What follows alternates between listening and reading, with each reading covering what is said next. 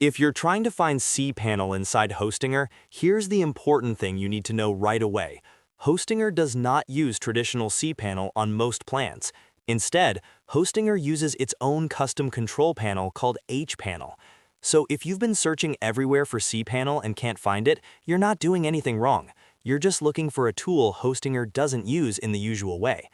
In this video, I'll show you exactly how to access the Hostinger hosting panel, where to find your website dashboard, and how to get to the area where you manage your files, domains, email, and other hosting settings. If this helps, make sure to hit the like button and subscribe for more simple tech tutorials just like this. Alright, let's jump in. First, log into your Hostinger account and open your Hostinger dashboard. This is your main account area, and it's where all of your websites and hosting services are listed. If you have more than one website, this is the place where you'll be able to choose the one you want to manage. Once you're inside the dashboard, look for the Websites option in the left-hand menu or in the main navigation area. Click on Websites to continue. After that, you'll see a list of your websites connected to your account.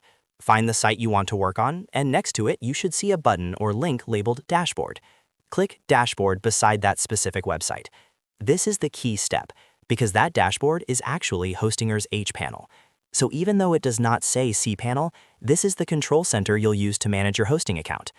Once the hPanel opens, you'll have access to the main tools for your website. From here, you can manage your website files, domain settings, email accounts, databases, backups, and more. If you were expecting the classic cPanel layout, this may look different at first, but the functions you need are still here. Hostinger simply organizes them in its own interface for easier use. If your goal is to manage files, open File Manager from the hPanel. If you want to connect your domain, check your DNS or domain settings. If you need email setup, look for the Email section. Everything is grouped inside this dashboard. So once you know where hPanel is, you basically know where Hostinger keeps all the important hosting tools. A lot of beginners get confused because tutorials online often say cPanel by default, but Hostinger has moved away from that standard interface and uses hPanel instead. So remember this shortcut: Hostinger Dashboard, then Websites, then Dashboard next to your site. That final dashboard button is the place you want. That's the access point to your hosting controls. If you're using Hostinger for the first time, this is probably the fastest way to get comfortable.